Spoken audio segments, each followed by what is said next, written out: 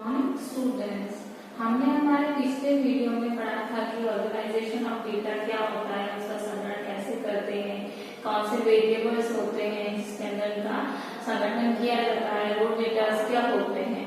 अब आगे हम देखते हैं कि जो हम फ्रीक्वेंसी डिस्ट्रीब्यूशन करते हैं, जिसके बारे में हमने थोड़ा सा पिछले वीडियो में भी पढ़ा था, उसको प्रिपेयर कैसे करें, उसको तैयार कैसे करें, how to prepare a frequency distribution, वारंवारता वितरण कैसे तैयार करें। तो इसके लिए हमें सबसे पहले चार बातों को और थिंग्स को नोटेड डाउन करना होगा, ध्यान रखना होगा। सबसे पहले होता है कि हमें कितने वर्ग रखने चाहिए। जो भी रो डेटाज थे उसके लिए जो क्लासेस बनेंगी, जो मैंने आपको बताया था क्लासेस होती है 1 की 0 to 10, 10 to 20, वो कितनी होनी चाहिए कि हमारे पास जो रो डेटा है, जो अपरिष्कृत आंकड़े हैं, उससे हम कितनी क्लासेस बना सकते हैं। दूसरा हमें ये देखना है कि इनकी साइज क्या होनी चाहिए, कि इनकी क्लास इंटरवल की साइज क्या होगी, हम कितनी रखें, 0 से 10 रखें, 10 से 20 या 0 से 5 कैसे रखें। इसके अलावा इनकी जो लिमिट्स हैं, सीमाओं का निर्धारण कैसे करें, अपर लिमिट और लोअर लिमिट। हमने पिछले वीडियो में कुछ पढ़ा था, लोअर लिमिट और अपर लिमिट क्या होती है, तो वो कैसे करें। इसके अलावा जो हर क्लास हर वर्ग है उसके लिए जो फ्रीक्वेंसी है उसका निर्धारण कैसे करेगी। 0 to 10 में 5 स्टूडेंट्स हैं या 10 से 20 हम प्राप्त करने वाले, अचीव करने वाले 7 स्टूडेंट्स हैं, तो इनका डिस्ट्रीब्यूशन कैसे करेगी।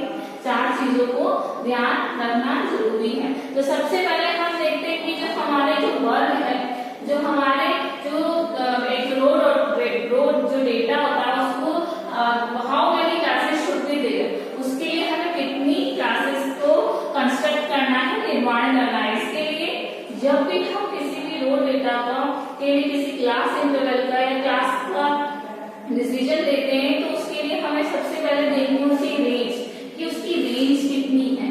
रेंज होती है सबसे अपर लिमिट जो हाईएस्ट वैल्यू होती है। सपोज हाईएस्ट वैल्यू हमारी है 100 मार्क्स की, तो लोएस्ट वैल्यू कितनी हो गई हमारी 0 मार्क्स की। तो 0 to 100 के बीच में जो वैल्यूज है वो उसकी रेंज है, उस पूरे डेटा की रो डेटा की रेंज है, जिसके लिए हमें क्लासेस का डिस्ट्रीब्यूशन करना है। तो क्लासेस का जो डिस्ट्रीब्यूशन करना है, क्लासेस के जो वर्ग है उसका निर्धारण करने के लिए हमें बहुत सारी चीजों को ध्यान में रखना पड़ता है। अब हमें कि क्लासेस को ना तो बहुत ज्यादा बड़ी कर सकते हैं, ना बहुत ज्यादा छोटी कर सकते हैं।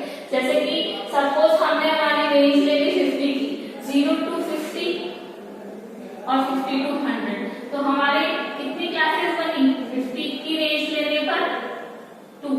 तो ये तो हमारी क्लासेस क्या हो गई, बहुत ज्यादा छोटी हो गई।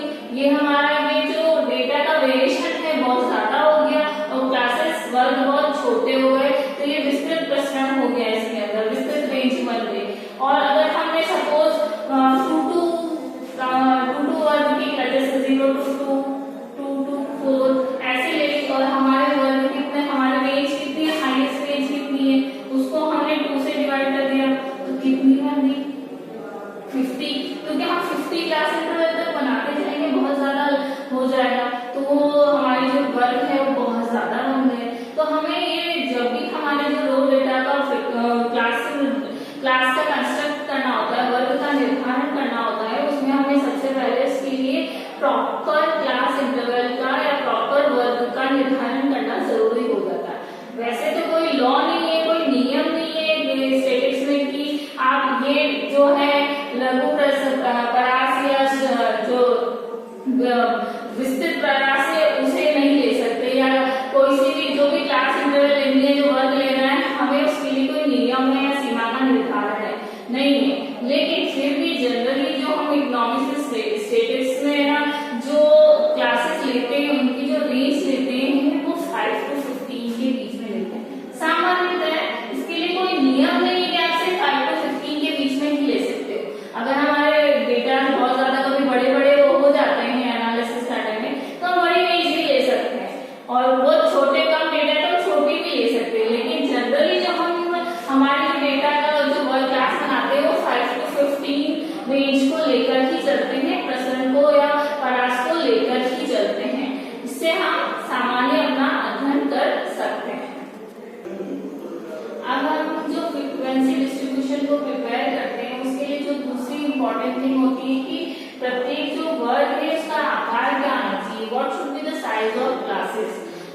साइज ऑफ क्लासेस जो मेनली कितने वर्ग होने चाहिए उससे काफी हद तक लिंक होती है। जैसे कि हमने पढ़ा कि हमारी जो हाईएस्ट रेंज है वो 100 है, और हमने जो हमारे वर्गों की संख्या निर्धारित करनी कितनी हुई, 10 का अंतर लेके 100, तो हमारे वर्गों की संख्या कितनी हो गई, 10 हो गई। तो ये हमारी साइज ऑफ क्लास का भी निर्धारण करता है उसकी, और ये दोनों चीजें आपस में काफी लिंक रहती हैं। अब किसी भी बारहवार्ता वितरण के जो तीसरा बारहवार्ता वितरण को तैयार करने में जो तीसरा पॉइंट होता है कि उसकी लिमिट्स, क्लास लिमिट्स कैसे डिटरमाइन करें, उसकी वर्ग सीमाओं का निर्धारण कैसे ज्ञात करें। तो जो भी कोई भी क्लास होती है, जो कोई भी वर्ग होता है, उसकी अधिकतम सीमा और न्यूनतम सीमा होती है। तो जैसे ये वर्ग है 0 to 10, 0 उसकी लोअर लिमिट है और 10 उसकी अपर लिमिट है। तो जो भी वर्ग होता है उसका लोअर लिमिट में उनके बीच में जितना डिफरेंस होता है, हर वर्ग की जो लिमिट्स है उसमें जो डिफरेंस होता है, जैसे 0 से 10 के बीच में कितना डिफरेंस आ रहा है, 10 का मार्क्स का आ रहा है, और लोअर लिमिट कितनी है 0, उसमें 10 जोड़ने पर हमें क्या मिलती है, हमारी अपर लिमिट मिलती है, उच्चतम सीमा हमें मिलती है। तो किसी भी लोअर लिमिट में जितना भी वर्ग अंतराल होता है उसे जोड़ने पर हमें हमारी अपर लिमिट मिल जाती है। जैसे कि पहले सवाल में हम देख रहे हैं 0 से 10, लोअर लिमिट हमारी 0 है, अपर लिमिट हमारी 10 है, वर्ग अंतराल कितने का है, 10 का। तो हमने 0 में 10 जोड़े तो हमारी कितने मिली, अपर लिमिट 10। इसी तरह से जो दूसरा वर्ग होगा हमारा, उसकी लोअर लिमिट कितनी है, 10, वर्ग अंतराल कितना है, 10, हमारी अपर लिमिट कितनी हुई, 20। इसी तरह से हर वर्ग की न्यूनतम सीमा में लोअर लिमिट में वर्ग अंतराल को जोड़ने पर हमारी अपर लिमिट हमें मिलती है। इसमें एक बात और ध्यान देने की बात थी कि जो भी अपर, किसी पहले वर्ग की अपर लिमिट दूसरे वर्ग की लोअर लिमिट होगी, जैसे 0 से 10 के बीच में अपर लिमिट 10 है, तो वो ही 10 किसी दूसरे वर्ग की लोअर लिमिट होगी, उससे नीचे वाले वर्ग की लोअर लिमिट होगी।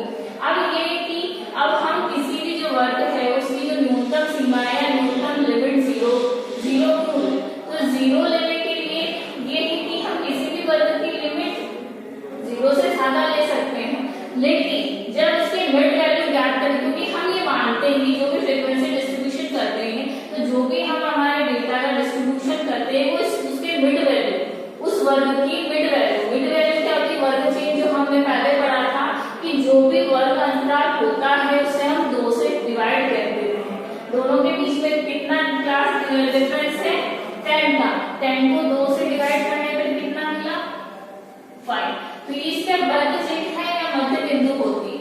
तो जो भी डेटा का प्रसरण होता है वो रेंज होता है उसके आसपास होता है, लेकिन अगर हम 0 लोअर लिमिट ना लेकर, 0 न्यूनतम सीमा ना लेकर और कुछ ले, तो जो हमारे मिड वैल्यू है उसका प्रसरण रेंज चेंज हो जाता है। या हम अधिकतम वैल्यू की बात कर ले, या हम अधिकतम वैल्यू 50 ना लेकर ज्यादा ले ले, तो हमारी जो मिड वैल्यू है, वर्ग चिन्ह है, वर्ग उसकी जो रेंज जिसे हम मानते हैं कि बारहवार्ता वितरण में हमारी जो वैल्यू है वो इसके आसपास ही कहीं होती है, वो चेंज होने की संभावना ज्यादा रहती है।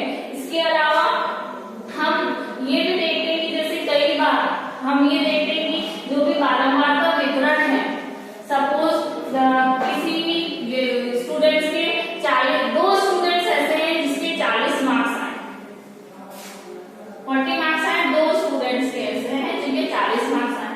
अब 40 मार्क्स हम ले इसमें, क्योंकि ये किसी की अपर लिमिट भी है और किसी की लोअर लिमिट भी है, कौन से वर्गों में रखें।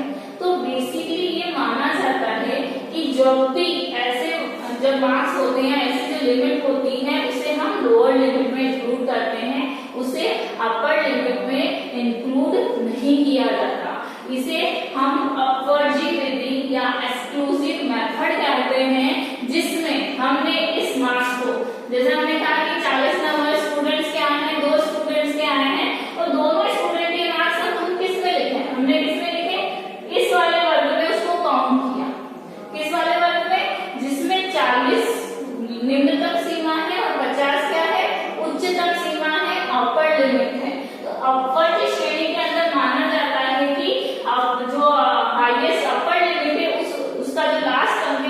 छोड़ देते हैं उस अंक को हम निम्नतम सीमा में जोड़ते हैं, उसको की दोनों का जो किसी एक की अपर लिमिट दूसरे की निम्नतम सीमा है। तो इस श्रेणी में ये माना जाता है कि अगर ऐसे कोई अंक आते हैं तो उन्हें अपर लिमिट में न जोड़कर लोअर लिमिट में जोड़ा जाता है।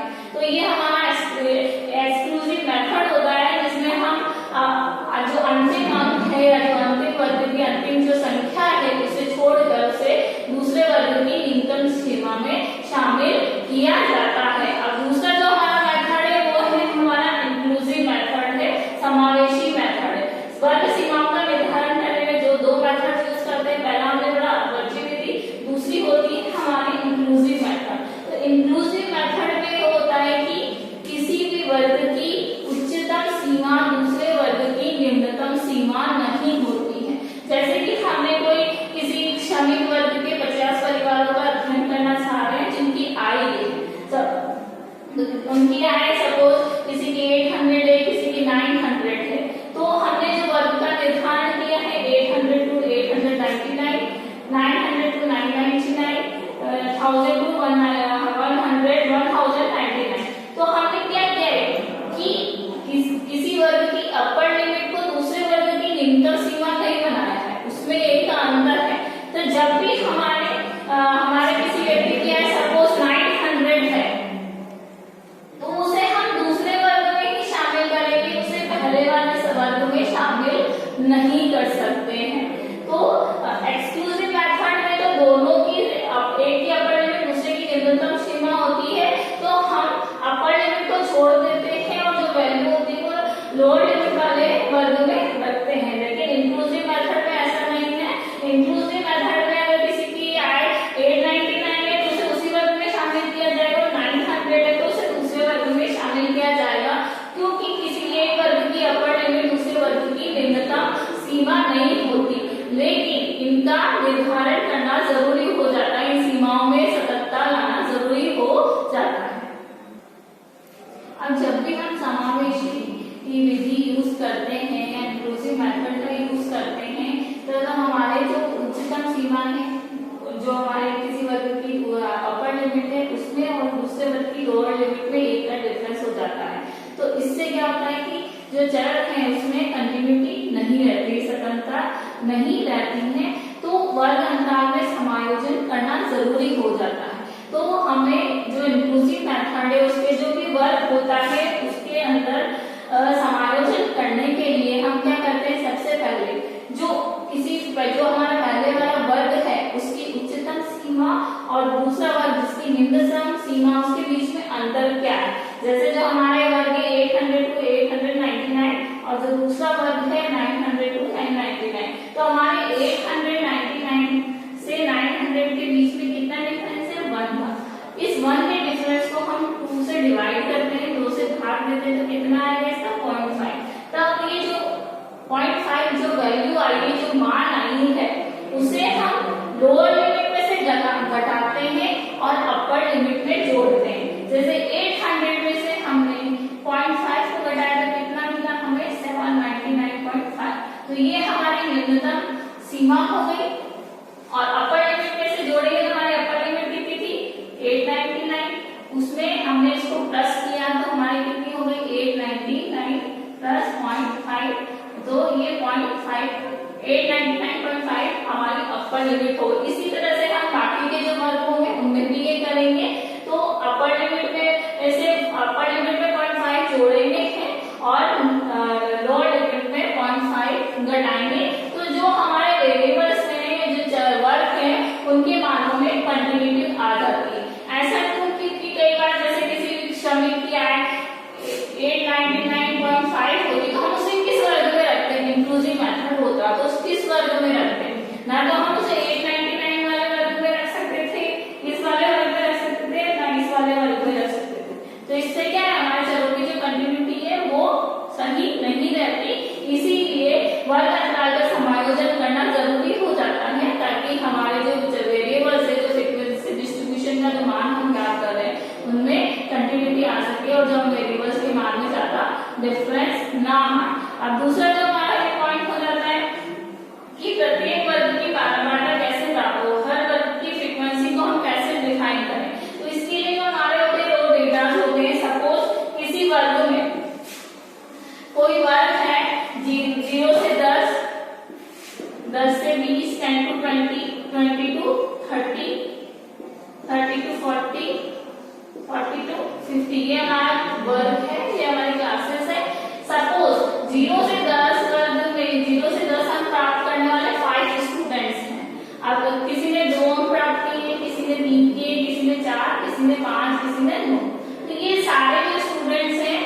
में आएंगे तो ये इनकी फ्रीक्वेंसी हो जाएगी कि 0 से 10 में कितने आए, 12 नंबर पे कितने, क्योंकि 5 स्टूडेंट्स है तो 5 हो गई।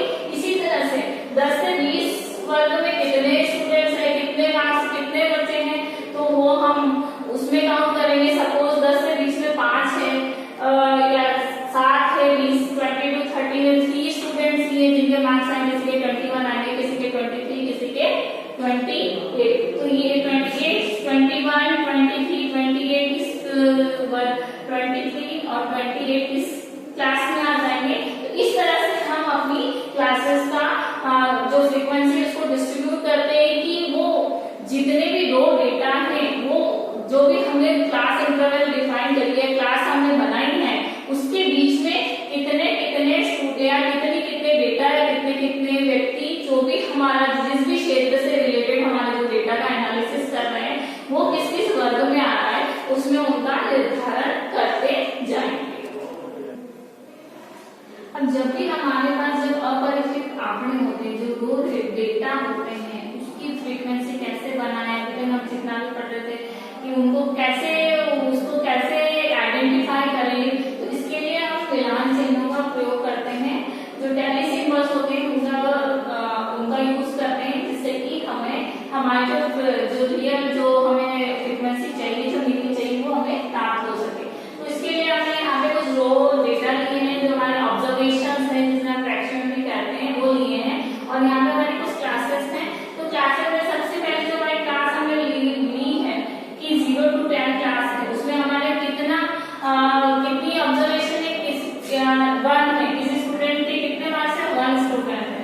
तो ये कितना 0 से 10 वर्ग में या 0 to 10 क्लास में कितना टैली होगा, मिलान चिन्हों को हमेशा इस सिंबल से स्लैश हल्का सा टेढ़ा होता है, स्लैश नहीं हो सकते, हल्का सा टेढ़ा उसको हम खड़ी रेखा के रूप में लिखते हैं। अब यहाँ पे चूंकि हमारे 1 लिखा था, हमने यहाँ पे 1 लगा दिया, ये हमारा मिलान चिन्ह या टैली सिंबल है।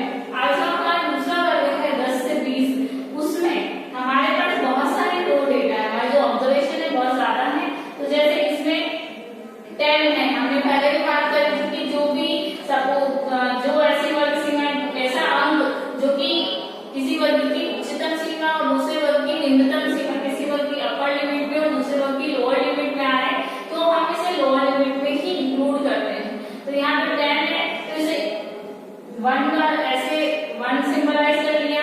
अब इस वर्ग में 10 से 20 वर्ग में इतने सारे हमारे पास रो डेटा है, तो 10 हमने ऐसे कर लिया, 14 दूसरा हो गया, 17 तीसरा हमारा हो गया, थर्ड, फोर्थ हो गया हमारा 12। अब हमने 4 तो कर लिया। अब लेकिन हमें इतने सारे लाइंस ऐसे खींचते जाएंगे तो हमारा जो डेटा है हमें निकालने में बहुत प्रॉब्लम होगी, कभी कभी क्या है काउंटिंग में भी गलती हो जाती है। तो जो स्टैटिस्टिक्स है उसमें ये रूल है कि जब भी हम 4 मिलान चिन्ह हमारे पास हो जाते हैं, तब जो 5वां मिलान चिन्ह या 5वां रो डेटा उसी वर्ग में आ रहा है, तो उसे जैसे हमने 10 को काउंट कर लिया, 14, 17 और 12 को काउंट कर लिया, हमारे वापस 14 आ रहा है, तो ये हमारा 5th मिलान चिन्ह है। तो इसे टैली सिंबल है, तो इससे हम क्रॉस के द्वारा सिंबलाइज करते हैं। ये स्टैटिस्टिक्स में रूल होता है जिसे हम पालन करते हैं। अब ये 5 हो गया, अब ये हमारा क्लियर है कि 5 का वर्ग है, हमें काउंटिंग नहीं करनी पड़ेगी इसके अंदर। अब हमारे 14 तक हो गया, अब बाकी हमारे कितने बचे, 12, 1, 2, 14, देन अगेन 14, ये हमारा 3 हो गया।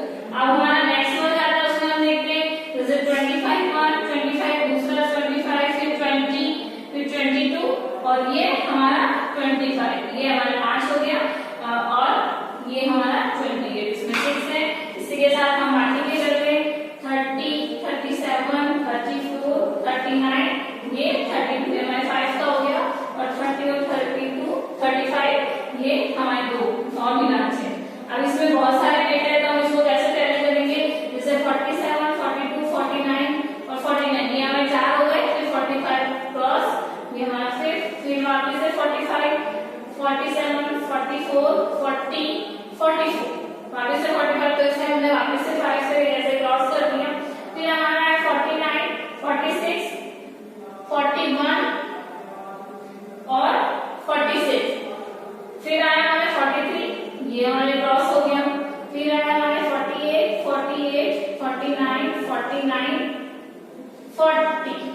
ये फिर क्रॉस और ये हमारा सप्लीमेंट। तो ये हमारे अगर हम इतनी सारी लाइन लिखते जाते हैं तो कैलकुलेशन में मिस्टेक हो सकती थी। तब ये हमारे इजी हो गया कैलकुलेशन की। ये 5 5 5 10 फिर 5 15 फिर 5 20 और ये हमारी कितनी फ्रीक्वेंसी हो गई 21। इसमें कितनी 5 और 2 7, इसमें 6, इसमें ये हमारी फ्रीक्वेंसी हो गई। और एस्टीमेट वैल्यू जो वर्ग चिन्ह है हमें निकालना होता है क्योंकि ये जो डेटा होते हैं इसी के आसपास होते हैं। तो 0 तो हमने पहले भी देखा था कैसे निकालते हैं mid value, lower limit plus upper limit को ऐड करके उसे 2 से डिवाइड करके इसकी कितनी हो गई 5। ऐसे ही हर वर्ग के लिए हम करेंगे और ये हमारी मिड वैल्यूज होंगी। और ध्यान रखिएगा जितनी हमारी क्लास इंटरवल होती है वर्ग अंतराल होता है, जैसे 0 से 10 के बीच में कितने का वर्ग अंतराल है 10 का है, तो हमारे जो मिड वैल्यू में जो डेटा से मान है उनमें भी 10 का डिफरेंस आएगा। 0 से 15 में 10 का है, 15 से 25 में 10 का है, 25 में 35 में भी 10 का है, 35 to 40 में भी 10 का है। जितने भी हमने देखा कि फ्रीक्वेंसी डिस्ट्रीब्यूशन कैसे है और उसकी फ्रीक्वेंसी में कैसे मिल रही है, कैसे हमारी क्लासेस बन रही है, तो उसमें हमारे जो डेटा एनालिसिस है वो इजी तो हो जाता है और शॉर्ट भी हो जाता है। लेकिन कई बार क्या होता है जो हमारी मेन ऑब्जर्वेशन वैल्यूज है वो कहीं छूट जाती है। जैसे कि हम इस एग्जांपल से समझते हैं, जैसे हमारे जो क्लास इंटरवल है 20 to 30 का क्लास है, उस वक्त की वैल्यूज हैं 25, 22, 25, 21, 27 एंड 24। इसमें 6 ऑब्जर्वेशन, लेकिन जिसकी जो फ्रीक्वेंसी कितनी 6 है। तो हम जो हमारी कैलकुलेशन करते हैं, जो एनालिसिस करते हैं, वो इस फ्रीक्वेंसी को लेकर करते हैं, ना कि डेटास को लेकर करते हैं। तो जो रियल ऑब्जर्वेशन की वैल्यूज हैं उसका सही एनालिसिस नहीं कर पाते, इससे जो मेन एनालिसिस होता है, जो मेन वैल्यू आनी चाहिए वो हमें नहीं आती। हम समझ में इनकी क्या है फ्रीक्वेंसी को लेके कि 20 to 30 जो वर्ग है या क्लास है उसमें 6 लोग हैं या जो भी जिसका भी कैलकुलेशन वो कर रहे हैं, उनकी जो रियल वैल्यूज हैं उसको हम कैलकुलेट नहीं करते। तो इससे जो हमारी जो वैल्यूज है रियल वैल्यूज उसका जो वास्तविक मान है उसकी हानि हो जाती है और हमें कई बार सही इंफॉर्मेशन भी नहीं मिल पाती है। तो कई बार हमें लेकिन फिर भी क्योंकि हमारा डेटा एनालिसिस इतना इतना बिग होता है, कहीं बहुत एरिया बड़ा होता है, तो हम इस फ्रीक्वेंसी डिस्ट्रीब्यूशन के द्वारा हमारी वैल्यूज को करते हैं। एग्जैक्ट नहीं लेकिन लगभग उसके आसपास का मान तो हमें मिल ही जाता है। अब करिए तो हमें अभी तक जितना भी पढ़ा वो था कि इक्वल क्लास डिस्ट्रीब्यूशन, जैसे हमें प्रॉपर्ली 10 का क्लास इंटरवल था तो 0 to 10, 10 to 20, 20 to 30 and so on हमने हमारी पूरी क्लासेस ले ली। लेकिन कई बार क्या होता है कि हमारे डेटा जो होते हैं वो बहुत ही ज्यादा अप एंड डाउन होते हैं, तो इसके कारण हमें अनइक्वल क्लास इंटरवल्स भी लेनी पड़ती है, असमान वर्गों में बार-बार का वितरण भी करना पड़ता है। जैसे कि हमें कोई सवाल लिया 0 to 10 उसकी वैल्यू 2 है, 10 to 20 की 5 है, लेकिन 20 to 30 की 10, फिर 30 to 40 की हुई हमारी 50, लेकिन 40 to 50 की अगेन हमारी हो गई 5। तो हमारे जो मेन डेटा है वो मेन जो वैल्यूज है या जो मेन आंकड़े हैं, ज्यादातर जो आंकड़े हैं एनालिसिस है वो इन 2 वर्गों तक ही आकर सिमट गए, इन 2 वर्गों तक ही लिमिट हो गए। बाकी में क्या है, लेकिन सबसे ज्यादा वैल्यू हमारे किस वर्ग में आ गई 20 to 30 और 40 to 40। तो हमारे क्या है कि एरिया जो है लिमिटेड हो जाता है। तो कई बार सही डेटा का एनालिसिस करने के लिए हम हमारी जो क्लास इंटरवल है उसको अनइक्वल भी बनाते हैं। जैसे